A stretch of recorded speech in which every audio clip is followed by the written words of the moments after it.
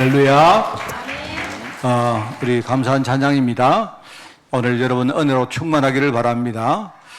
제가 금요일 날 그 메시지를 좀 전하면서 그 제목이 세절기에 대한 이야기였거든요. 우리 세절기 하면 생각나죠? 유월절, 오순절, 수장절. 내가 구원받았다는 사실과 또 하나님이 나를 인도하시고 보호한다는 사실과, 그죠? 또 나를 통해서 하나님이 진짜 성립케 하시고 정복케 하신다는 이 사실, 이걸 우리가 그 안에 내용으로 담고 있습니다. 근데 제가 이제 보면서 이런 생각이 들어요. 우리가 너무 많이 들었는데, 근데 과연 우리가 세절기라고 할 때 이게 세절기인지 아니면 세평일인지, 이제 그 내용도 중요하지만 절기라는 그 속에 그 내용을 담아낸 이유가 뭐냐? 절기가 뭡니까, 여러분? 절기는 제가 그날 세 가지 이야기했습니다. 절기는 우리가 쉬는 날 아닙니까? 휴식하는 날이잖아요. 그죠? 내가 휴식하면, 여러분 있지 않습니까? 광복절 날, 한 80년 전에 우리나라가 일본의 식민지로 있다가 해방되었습니다. 맞죠? 자, 그러면 여러분 솔직히, 여러분이 이제 2025년도 광복절이 올 때에, 우리나라가 해방됐구나, 기쁘구나, 그런 사람 있습니까? 뭐 그거 맞는 말이긴 한데, 그날은 뭐 하는 날이냐? 쉬는 날입니다. 사람들이 뭡니까? 광복절이 오기를 막 기다려요. 왜요? 쉬니까. 그날 회사 안 가니까. 그날 뭡니까? 연휴니까. 그죠? 사람들이 뭐냐니까 그 안에 하나님이 왜 이 복음을 담아놨는지 이유를 아셔야 돼요. 우리는 자꾸 뭡니까? 이렇게 말을 우리가 이해하고 기억하고 하는데 기쁘지 않습니다. 설레지 않아요. 사모되지 않아요. 왜 그럴까요? 뭔가 우리 병이 들어서 그런 것 같아요. 내가 볼 때. 절기인데 이 절기가 그냥 평범한 날입니다. 아니죠. 내가 휴식함으로 내가 진짜 뭡니까? 하나님 주시는 그 기쁨에 내가 집중할 수 있는 거죠. 얼마나 그 감사해요. 내가 구원받은 게 진짜 이 감사하구나. 얼마나 감사합니까? 그게 절기의 의미입니다. 절기는 뭐라 했습니까? 많은 사람과 이렇게 함께하는 날이라 했죠. 그때에 가족도 모이고 친구도 모이고 그동안 못 만나본 사람도 만나서 뭡니까? 함께 같이 놀고 해먹고 이제 그렇게 소통하는 그런 날입니다. 그게. 그리고 그날은 뭔 말 하는 날입니까? 이 페스티벌 축제하는 날 아니겠습니까? 축제. 그죠? 축제. 오늘 우리가 예배하는 것이 뭡니까? 이게 세절기를 축제하는 거예요. 축제. 우리가 정말로 축제는 기쁘죠? 축제는 우리가 축제가 뭡니까? 하나님께 감사하고 진짜 내가 기쁨이 충만하고 내가 정말로 영광 돌리는 그런 시간입니다. 어떻게 우리가 계속 이렇게 복음 이야기 듣고 세절기 이야기 듣다 보니까 어느 날 우리는요, 어느 날 세절기가 이 세절기가 아니고 완전히 그냥 평범하고 그냥 아주 뭡니까? 무가치한 날로 변할 수도 있어요. 이게 뭔 말을 알겠죠? 우리가 본질이 뭐냐를 아셔야 됩니다. 본질. 뭐를 우리가 제대로 알고 기억하자는 뜻이 아닙니다, 여러분. 지금 여러분이요, 80년 전에 우리가 광복했던 그 일을 생각하고 일본 놈들, 나쁜 놈들, 이런 사람, 그건 정신병자입니다, 내가 볼 때는요. 그게 아니고 지금 오늘을 우리가 이렇게 누릴 수도 이렇게 된 게 얼마나 감사하냐, 이런 것들을 생각하는 게 그게 본질 아닙니까, 그죠? 신앙도 마찬가지입니다. 오늘 여러분이 진짜 이 예배가 뭔가를 제대로 이해하시고 정말로 여러분이 본질을 여러분이 회복하는 그런 날이 꼭 되기를 바랍니다. 제가 수요 예배는 또 이런 말을 했습니다. 영적 문제 실제가에 대해서 이야기를 했는데요. 제가 볼 때는 많은 성도들이 영적 문제를 굉장히 추상적으로 여기는 경향을 제가 좀 봅니다. 영적 문제는 눈에 안 보이는 문제입니다. 눈에 안 보이는 문제라는 의미인데 영이신 삼일체 하나님도 영적인 존재고 마귀도 천사도 무슨 악령도 이런 많은 것들이 뭡니까? 영적 존재다 말입니다. 그런데 사람들은 그렇구나, 마귀는 이런 거구나, 하나님은 이런 분이구나, 이렇게 알고 있어요. 그런데 우리가 영안을 열면 그 눈에 안 보이는 그 영적 문제가 보입니다. 왜요? 영안을 열면 보이는 거죠. 안 그렇습니까? 만약에 여러분 내가요 저 멀리 서울에 있는 게 지금 안 보이잖아요. 근데 만약에 제가요 앞에 뻥 뚫려 있고 내가 아마 눈이 한 100쯤 되면요, 시력이 한 100쯤 되면 볼 수 있죠. 우리가 영적으로 눈이 열리면 그게 보입니다. 그러니까 영적인 문제는 눈에 안 보이는 문제는 맞는데 우리가 영적으로 눈을 열고 보면요, 그게 보여요. 어떻게 보이느냐? 지금 현장에 많은 것들이 보입니다. 내가 영적으로 어떤 이 존재가 있고 이게 어떤 방식으로 역사하고 그리고 궁극적으로 어떤 열매를 맺는지 이걸 아주 우리가 구체적으로 알 수도 있고 실제로 대처도 할 수 있습니다. 여러분, 제가 영적 문제 말하면 무슨 무덤에서 사는 귀신 이야기 하는 그런 이야기가 아니고요. 그런 특별한 이야기를 하는 게 아니고 우리가 목회를 하든지 현장 사역을 할 때에 우리 주변에 많이 관찰할 수 있는 것들이 있습니다. 몇 가지 이야기해 볼까요? 내가 만난 어떤 사람이 다른 사람과 비교의식이 너무 심해요. 비교의식이 너무 이렇게 깊이 빠질 등, 그래서 뭡니까? 이 사람은 비교하다 보니까 철저히 자기를 부정하고 비하합니다. 하나님이 이 사람에게 뭔가 말을 하는데도 나는 못합니다. 내가 볼 때 이거는요, 영적 문제입니다. 사람은 누구나 비할 수 있고 우리가 비교의식 가질 수 있습니다. 있는데 이게 너무 지나치면, 그죠? 정상적으로 우리가 있는 것도 우리가 못 보고 놓치는 경우가 얼마나 많습니까? 저는 그걸 보면서 영적 문제라고 봅니다. 어떤 사람이 누구를 미워하는데요, 남을 지나치게 미워한 나머지 여러분 자기 정신 건강, 자기 육체 건강 이걸 막 해칠 정도도 막 해치면서까지 누구를 미워하는 거예요. 누구를 미워하는데 막 스트레스가 쌓이고 자기 막 약을 먹고 병원에 갈 정도로 미워하는 거예요. 그러면서도 거기서 못 빠져오는 사람이 있습니다. 여러분, 그거는요, 저도 여러분도 다 우리 누구를 미워하잖아요. 그런데 여러분이 누구를 미워하면 미워하고 말지, 내가 지금요, 정신도 육신도 이렇게 건강을 막 해칠 정도로 하면서도 계속 여러분 미워한다면 그거 어쩔 수 없는 거 아닙니까? 나도 저 사람을 안 미워하고 싶어요. 그런데 내 마음속에 미움이 생기는데 어쩔 수가 없어요. 그 영적 문제입니다. 안 그래요? 그거는요, 분명히 어떤 존재가 있어가지고 나를 자꾸 그런 식으로 막 끌고 들어가서 나를 막 해치는 겁니다. 어떤 사람이, 저는 많이 봤습니다. 탐욕이 있는데요, 우리가 건전한 탐욕은, 욕심은요 약간 건전할 수 있거든요. 그런데 너무 지나친 탐욕에 빠져서 지금 자기가 가진 거, 하나님이 자기에게 준 그걸요 너무 하찮게 여기는 겁니다. 이거는 안 돼. 나는 우리 집도 마음에 안 들고 우리 직장도 마음에 안 들고, 맨날 이 사람은요 다른 거 찾습니다. 다른 거 맨날 찾아가지고 인생을 방황하는 사람. 저는 그거는 영적 문제라고 생각합니다. 이런 건 너무 많습니다. 반대로 우리가 게으름을 가질 수 있지 않습니까? 나도 좀 쉬고 싶다. 여러분 다 안 그렇습니까? 여러분이 주일날 오늘 아침에 내가 교회 안 가고 난 좀 쉬면 좋겠다, 이럴 수 있잖아요. 사람이 게으를 수가 있는데, 그죠? 그런데 내가 지나친 게으름에 빠져가지고 이거는 내가 진짜 해야 되는 일이다, 만약에 이 일에는 내가 우리 가족과 우리 자식들의 모든 생계가 걸려있다 할 정도인데 그것까지도 이 사람이 게을러서 못한다, 그거는요 영적 문제입니다. 내가 볼 때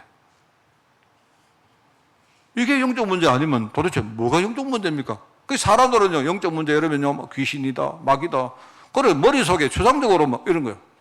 마치 아까 새절기는 구원이다, 인도다, 성리다 이러거든요. 실제로 나는 전혀 누리거나 이 페스티벌이 없는 거예요. 똑같은 겁니다.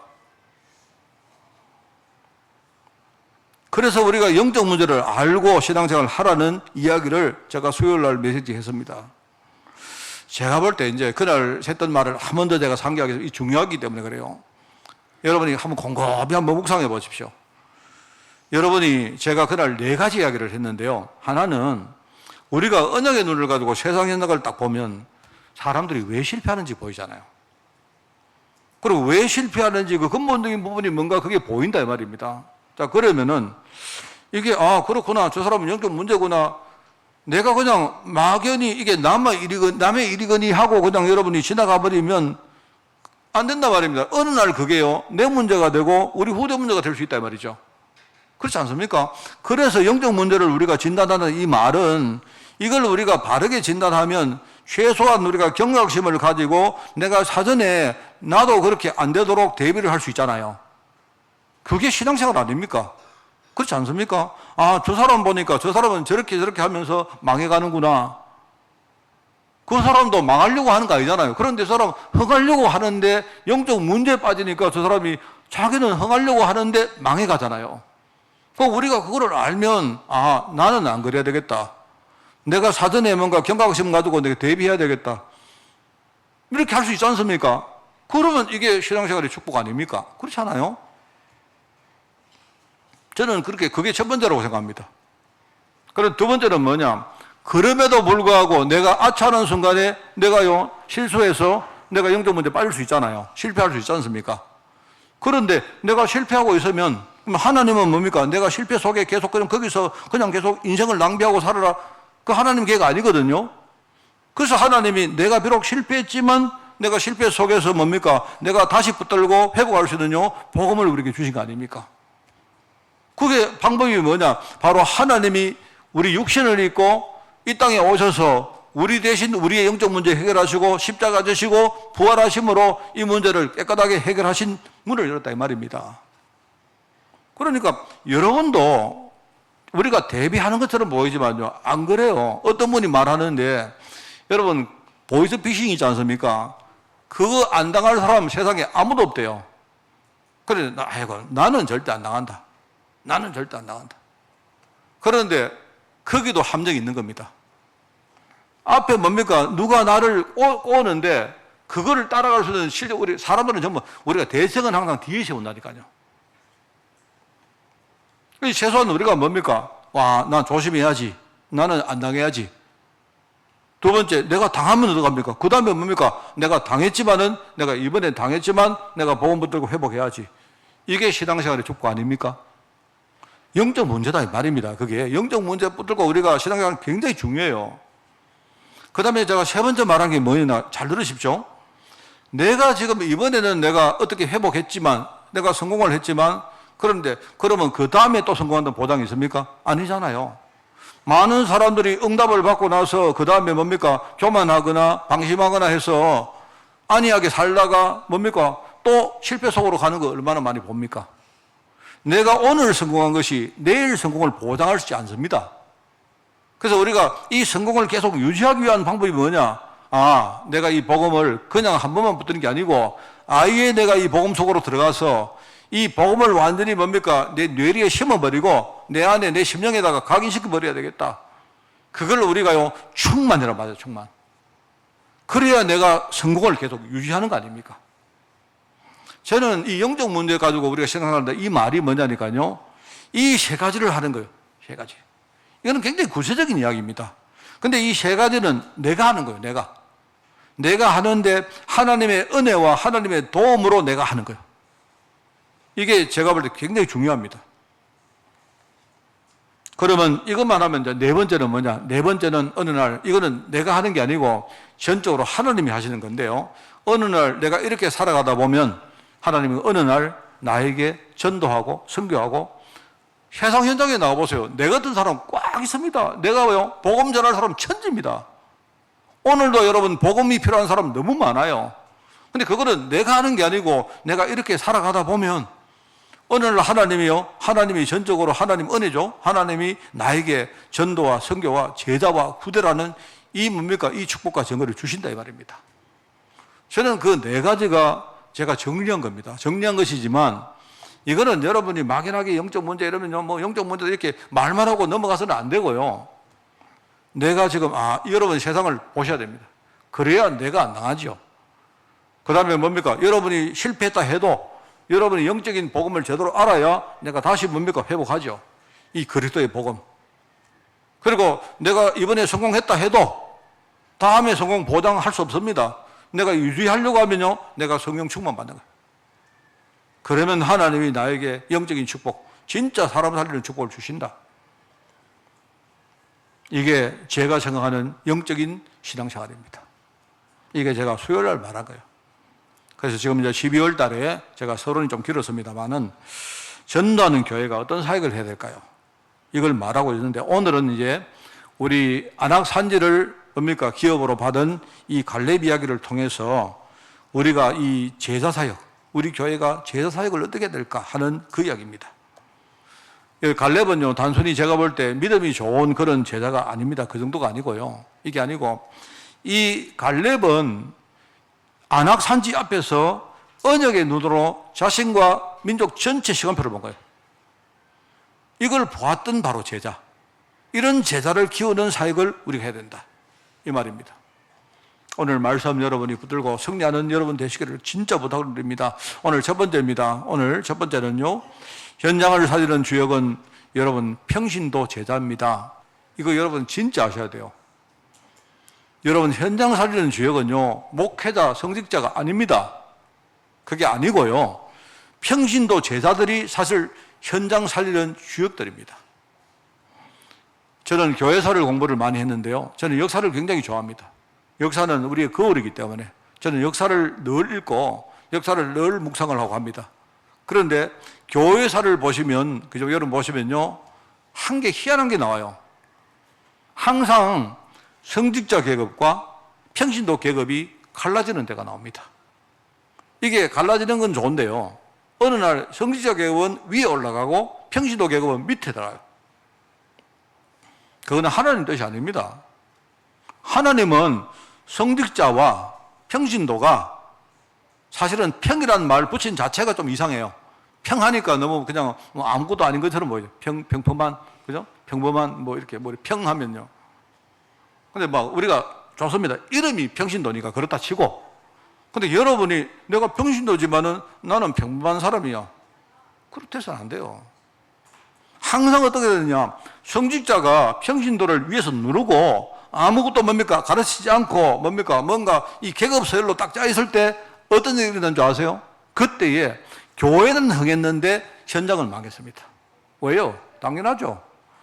그게 대표적으로 중세교회, 가톨릭교회가 그렇게 했다 이 말입니다. 가톨릭교회 지금 비난하는 게 아니고요, 성직자들이 모든 것을 다 장악해요. 이래가지고 평신도는 아무것도 할 수 없어요. 완전히 무지하고 무능하고 무기력하고. 제가 비유를 안 합니까? 비유를 할 때 저는 지금도 참 이상하더라고요. 가톨릭 교회 가면요, 지금도 그런 법례가 많이 남아 있습니다. 남아 있어 가지고요, 여러분 우리가 성찬을 할 때 가톨릭 교회는요, 포도주를 평신도들 못 마십니다. 못 마십니다. 왜요? 그 이유는 뭐냐니까, 이게 이제 주님의 피인데 자칫 성도들이 잘못해서 이렇게 쏟는다든지 하면, 그게 이제 말하면 그 성물을 이게 우리가 훼손할 수가 있으니까 그런 의미인데요. 그런데 내가 볼 때는 그거는 정말로 틀린 생각입니다. 포도주 흐르면 어떻습니까? 근데 만약에 그러면 여러분 거기 보니까요, 그 신학생들이 이거를 배우다가 포도주가 이렇게 포도주를 이렇게 떨어뜨리잖아요. 흘리면요, 누워서 그거 다 빨아먹어야 돼요. 그 귀하게 생각하고 존귀하게 여기자, 좋습니다. 그 맞는 말입니다. 맞는 말인데 지금 중요한 거는 그게 아닌데요. 그렇게 되다 보니까 어느 날 성도들이 할 줄 아는 게 뭐냐, 그냥요 떡을 봤습니다. 떡도 동그랗게 이렇게 전병을 만들어 가지고요, 혀를 딱 내밀면, 고개 딱 놓으면요, 딱 이렇게 녹게 되어 있습니다. 여러분, 우리도 그런 과자 아니십니까? 이렇게 딱 먹으면 바로, 우리가 찹쌀 같은 거 전병 만들면 입에 딱 넣으면 바로 녹잖아요. 그런 식으로 장치를 딱 만들어 놨는데, 좋은데요. 의미를 내가 폄하하는 거 아닌데, 그렇게 하다 보니까 내가 내 눈에 비친 그 평신도들은요, 그냥요, 내가 볼 때 앉아가지고 평신자가 이렇게 이렇게 주면요, 내가 이거밖에 안 돼요. 차라리 그래 하지 말고 그냥 자기가 들고 자기가 기도하고 자기가 성호 꺾고 이렇게 먹지, 왜 자꾸 그런 식으로 하는가 모르겠어요. 안 그래요? 이게 작은 건데 이게 뭔가 그 안에 의미가 있습니다, 여러분. 교회는 우리 평신도와 성직자가, 성직자 하기가 좀 이상하지만요, 그걸 받은 우리 주의 종 여러분, 종이면 그 성기는 종이지 그 다른 거 아닙니다, 여러분. 그런데 이게 연합을 해서, 그죠? 함께 동력을 하면서 그냥 교회를 만들어가는 것이 그게 교회입니다. 왜냐니까요, 이 사람들은 진짜 현장의 주역들 아닙니까? 여러분, 현장의 주역들인데 이분들이 뭡니까? 산업 현장에 가서 전문인으로 그 현장을 살릴 사람들 아닙니까? 그런데 목사가 뭡니까? 목사가 자기가 뭘 알아요? 목사가 제가 우리 신종수 집사님, 우리가 오토바이 타는데 저는 오토바이 탈 줄도 모릅니다, 저는. 그 오토바이도 못 타는 제가요, 신 집사님 이번 주간에 배달할 때 이래 해라. 이러면 말이 됩니까? 그게 말이 안 되지. 안 그렇습니까? 제가 웃기는 이야기로 원래 농사를 한번 좀 집은 게 아니고 농사를 한번 이렇게 대봤는데요. 죽는 줄 알았습니다. 제가 뭡니까? 우리 자산관리공사에서 내가 땅을 한 개를 내가 이번에 불화받았거든요. 1년 하고는 바로 돌려줄 생각입니다. 그거 도저히 안 되겠다. 제가 정말로 그거 보고요, 농사 짓는 분들, 와, 이분들 대단한 분들이다. 그거 느꼈습니다. 안 그러세요? 현장의 중직자들이, 이 주역들이요, 이 평신도 제자입니다. 그 다음에 교회 주역도 사실은요, 우리 평신도 제자들입니다. 그래서 우리가 교회 중직자로 하면 중직자. 중자는 이거는요, 무거울 중자. 이게 중요하다, 이 말입니다. 사실은요, 목사도 중직자예요, 중직자. 목회하는 이 뭡니까? 설교자, 이 목회자, 이 중직자인데, 그죠? 어느 날 이게 뭔가 이상하게 목회자는 또 무슨 계급이고, 목회자는 예컨대 장군이고, 중직자, 장로들은 약간 뭉하고, 우리 서리 집사는 소위, 그럼 뭡니까? 나머지는 뭡니까? 전부 다 사병입니까? 이게 이제 사실 어떻게 하다 보니까 이렇게 됐는데, 질서가 됐는데요. 내가 볼 때는 많은 목사님들이 이걸 그냥 즐기고 있는 거예요. 여러분이 저를요, 목사님은 지금부터 장군이십니다. 이러면요, 저는 좋지. 안 그래요? 그럼 내가 여러분 명령하면 여러분 명령대로 따라야 되고, 안 그렇습니까? 완전히 뭡니까? 아멘 기계만 돼 있어요. 그렇지 않습니다. 저는 그거 틀렸다고 생각합니다. 잘 못해도 그거 틀린 겁니다. 그건. 여러분, 우리 중직자 평신도 제자는요, 현장 주역이고 교회 주역이고 특별히 우리 후대의 멘토가 되어서 미래 살릴 우리 후대들의 후견자 주역들입니다. 그거 진짜 아셔야 돼요. 여러분을 보고 우리 후대가 장로님은 저렇게 하는구나 배우는 겁니다. 여러분을 보고 좋은 것이든 나쁜 것이든 배우는 거예요. 우리 대부분은 그동안 의식주와 나의 안락과 또 심지어 육신의 명예를 위해서 뭔가 우리 성공을 향해서 살아왔을 것입니다. 저도 그랬고 여러분 대부분 그렇습니다. 때로는 우리 장애물을 만나서 막 그 벽 앞에 어떻게 할까 낙심도 하고 좌절도 했을 겁니다. 또 어떨 때 조그마한 작은 성공에 도취되어 가지고 말입니다. 여러분 막 자랑하고 뿌듯하고 막 간증하고 다니고 막 그렇게 했을 겁니다. 어떻게 하든지 이 성공을 내가 지켜보려고 뭔가 애를 쓰고 살았을 겁니다. 그런데 어쨌든 내가 이런 실패와 성공을 맛보면서 하나님이 지금 나를 이 복음의 자리에 세우셨고, 그죠? 지금 내가 하나님이 나를 활용해서 나를 현장 살릴 전도자로, 우리 교회 살릴 중직자로, 특별히 우리 후대의 중요한 언약을 가르칠 우리 후견자로 하나님이 세웠음을 이제 알게 되었습니다. 그건 어떻게 보면 내 능력과 관계없이 하나님이 하신 거다. 여러분, 우리가 이걸 깨닫는 사실만 해도요, 엄청납니다. 내가 정말로 누군지 이거 깨닫는 것만 해도 엄청나요. 그런데 나가서 우리가 만약에 세상의 영적 권세와 싸워 이길 이런 비밀을 내가 진짜 가지고 있다면 어떻게 되겠습니까? 조금이라도 진짜 여러분이 기도의 능력 진짜 가지고 있으면 어떻게 되겠습니까? 이거는 완전히 다른 겁니다. 제가 볼 때는요, 우리가 세상을 보면서 막 이런저런 말 많습니까? 뭐가 어떻고 이야기 많은데, 예, 그거는 여러분 그냥 그렇게 하시고, 그거는 본질은 아닙니다. 우리는 현장 살릴 주역입니다. 나는 우리 교회 성도들이 정말로 평신도 제자로 여러분이 현장에 살릴 주역으로 여러분이요 평일날 여러분 현장에 교회를 세우고 여러분이 현장 목회자로 그렇게 힘있게 사시기를 원해요. 그거는 제 이야기 아니고요, 하나님의 뜻입니다. 자, 오늘 우리가 본문 말씀에 우리 갈렙의 이야기를 보면서 우리가 깨달을 중요한 내용이 뭡니까? 저는 이 갈렙의 이야기를 들으면서 이게 특별한 것이 아닙니다. 특별한 곳에 있는 게 아니에요. 이 비밀이 내가 기도를 많이 한다든지 내가 특별히 훈련을 많이 받는 이게 아닙니다. 그게 아니고요. 그게 아니고요. 이 갈렙을 가만히 보니까 이 갈렙은 굉장히 간단합니다. 하나님이 원래 내게 약속하신 약속이 있다 이 말입니다. 이 약속을 자기가 사실적으로 딱 믿은 거예요. 그러면서 기다리는 동안 많으냐 착실하게 준비를 하고 있었던 겁니다. 그러면 어느 날 하나님 역사를 체험한 거예요, 이 사람이. 이게 나는 비밀이라고 생각합니다. 여러분, 만약에 여러분 현실이 불만입니까? 여러분 만약에 내가 막 원망이 많이 되고 그렇습니까? 염려가 많이 되고 그렇습니까? 예, 그런데 제가 그거를 다 해결을 못 해드리지만요. 그런데 저는 제 믿음이 그렇습니다. 저는 제 믿음이 하나님이 우리 아버지가 맞고 내가 하나님 자녀가 맞다면 우리 아버지는 나에게 제일 좋은 것으로 그렇게 준비하시고 역사하신다. 왜냐니까 내가 여러분 내 상황을 바꾸고 싶은 것보다요. 아버지가 오히려 내 상황을 바꾸고 싶은 그 열망이 더 크다고 생각합니다. 그럼 하나님이 지금요, 나를 그렇게 생각하는데 왜 하나님이 이렇게 하십니까? 내가 볼 때는 못 하시는 게 아니고 안 하시는 것 같아요. 안 한다는 말은 뭔 말입니까? 네가 지금 하나님 언약을 붙들고 기다리면서 진짜 좀 준비를 해라. 이거 아니겠습니까? 저는 그렇게 보이거든요. 이거를 제일 잘했던 사람이 갈렙이라고 봅니다. 그래서 우리가 오늘 여러분이 말씀을 듣고 오늘 하나님 내가 이 제자가 되기를 결단합니다. 정말 하나님 기뻐할 거라 생각해요.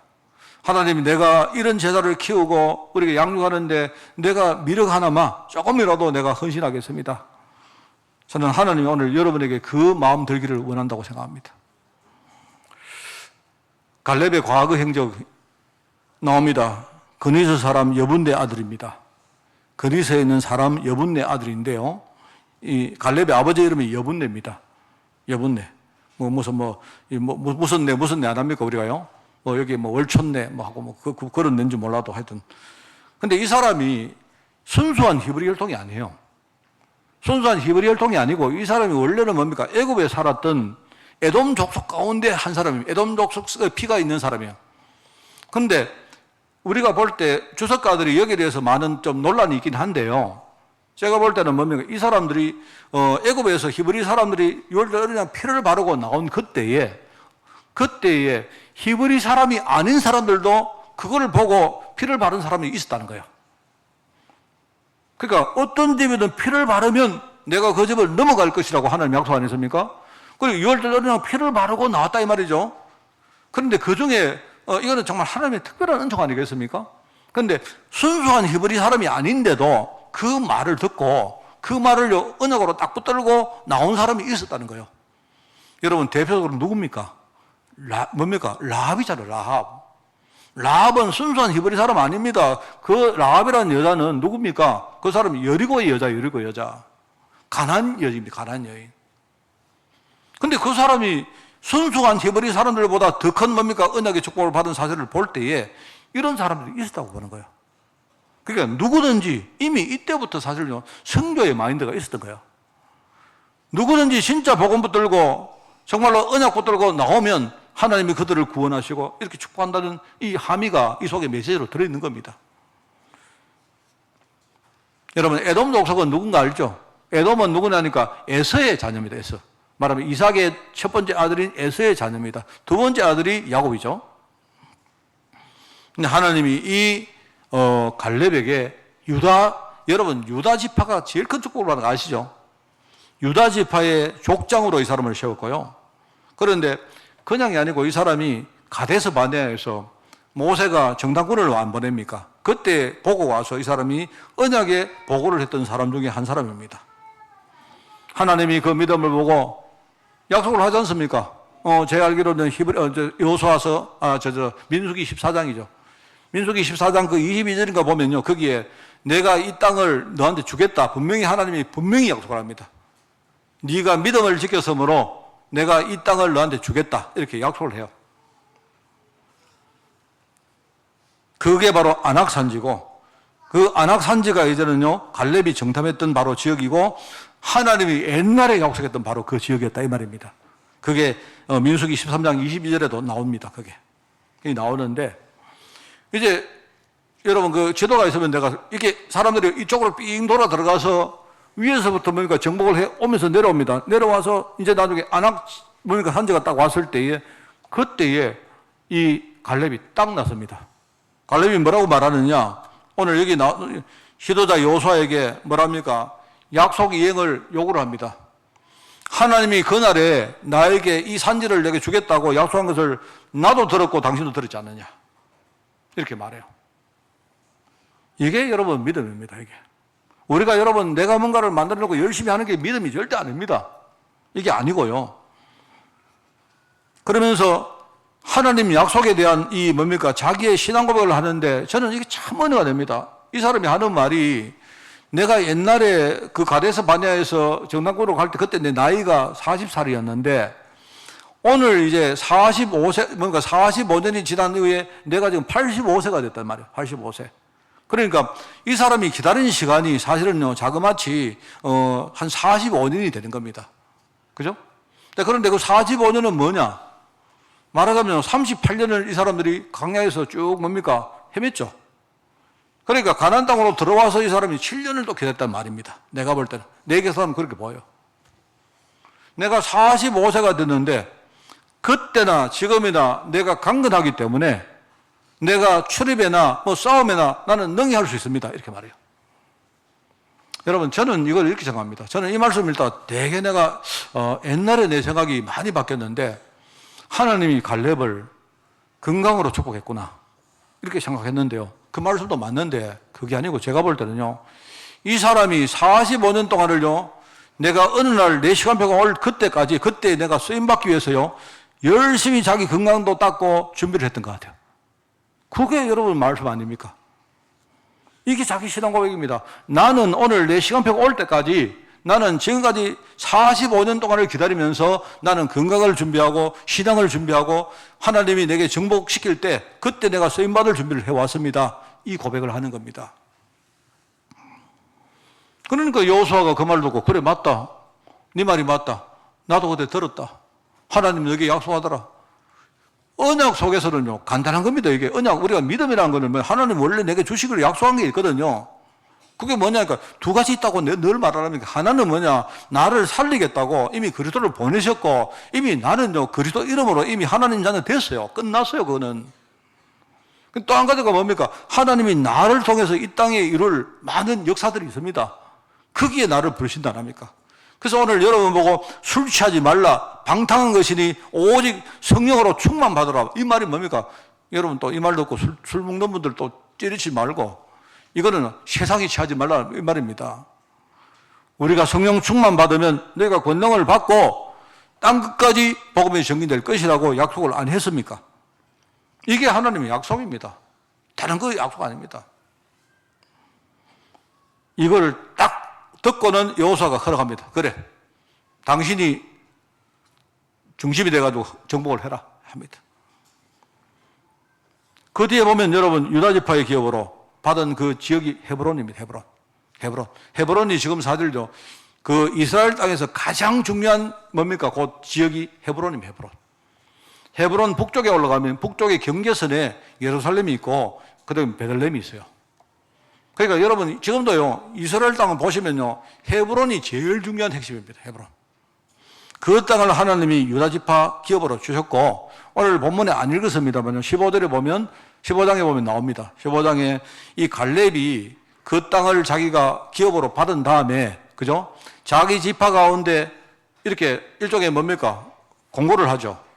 누가 앞서서 이 지역을 정복할 사람이 있거든 내가 내 딸을 주겠다, 이렇게 말합니다. 그 말을 듣고 이 갈렙의 조카가 있거든요. 조카 온니엘이라는 사람이, 온니엘 조카가 좋습니다, 내가 하겠습니다, 이렇게 하고요, 이 온니엘이 뭡니까? 나가서 그 뭡니까? 이 안악산지를 자기가 정복합니다. 그래서 사실은요, 그때 자기 악사입니까? 악사인가? 자기 딸이 이름이 악사거든요. 나중에 온니엘 그 자기 조카한테 자기 딸을 줘요. 사위가 되는 거죠.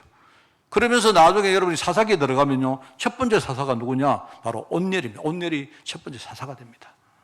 여러분, 이 스토리가 이렇게 흘러가는 겁니다.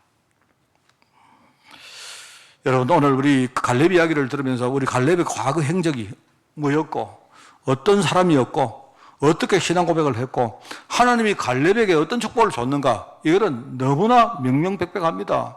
우리에게 똑같습니다, 여러분.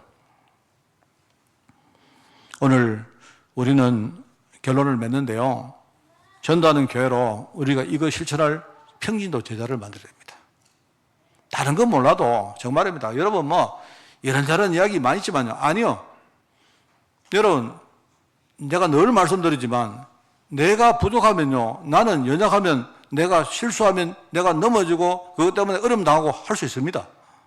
그런데 문제는 뭐냐니까 그게 아니고요. 하나님이 나에게 주신 언약이 뭐냐 이거는 흔들리지 말아야 돼요. 이거는 확실해야 됩니다. 여러분.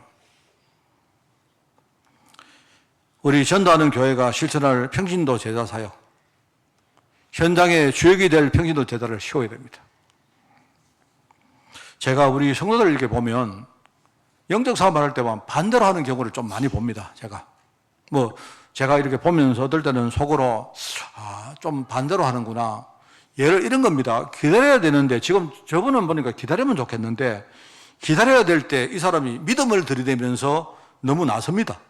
이런 경우를 많이 봐요. 제가 볼 때 지금은 좀 기다리면 좋겠다. 근데 이제 이 사실요 사람이 기다리는 게 힘이 들거든요.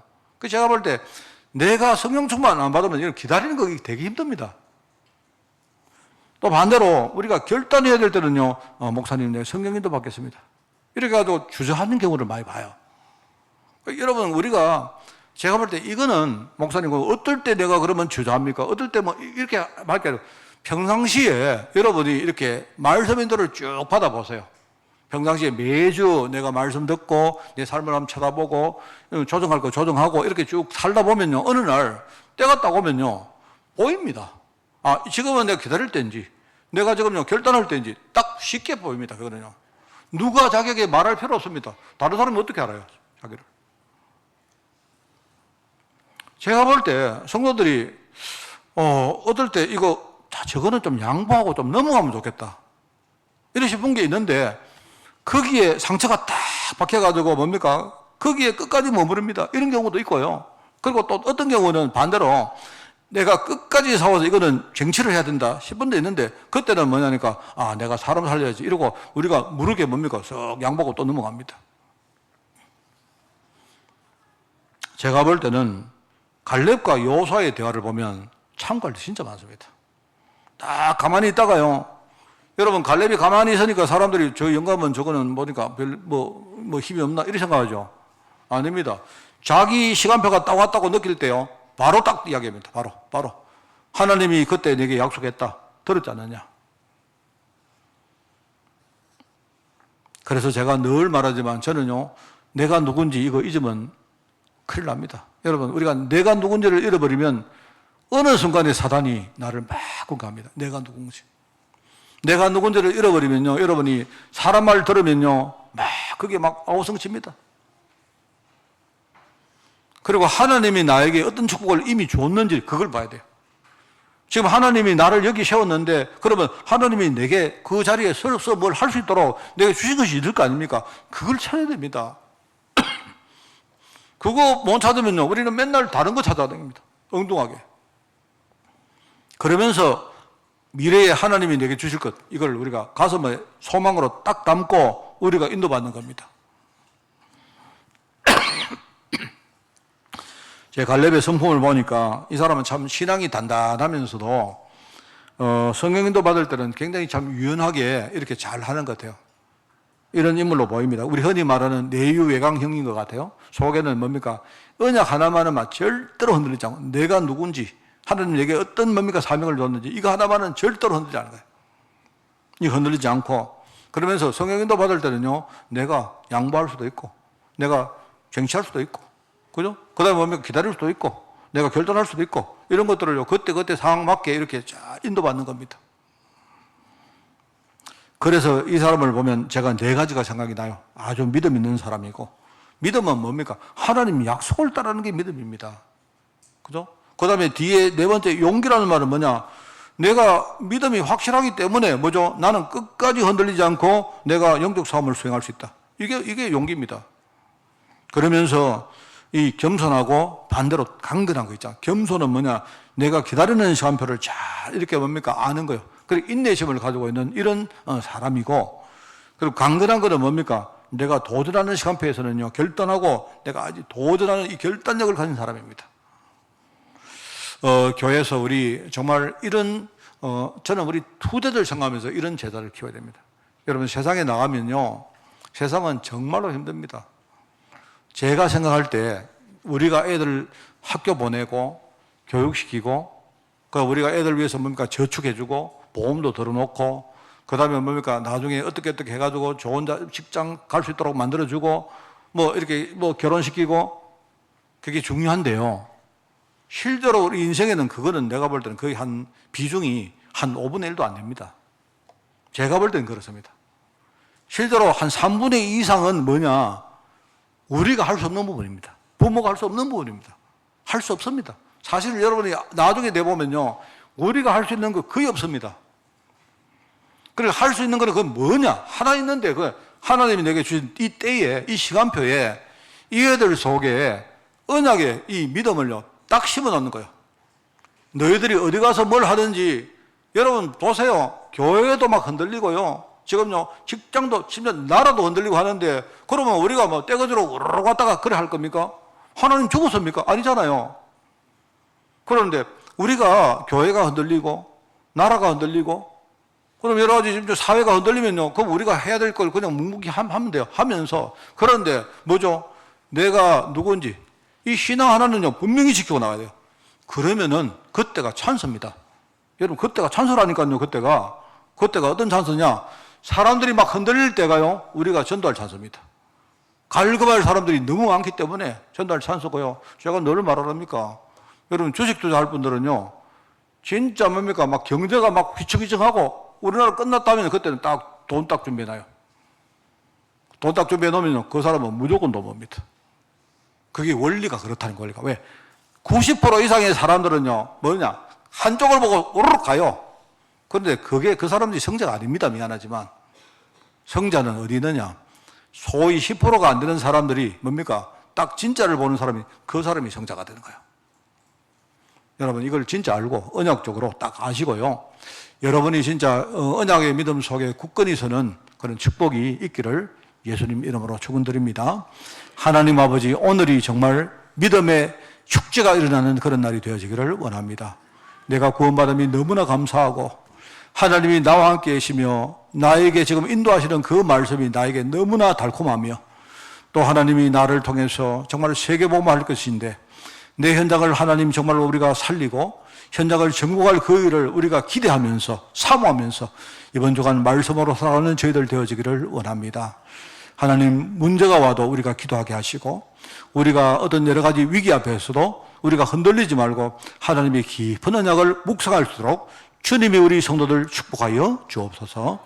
하나님 감사드리며 예수님의 이름으로 기도드리옵나이다. 아멘.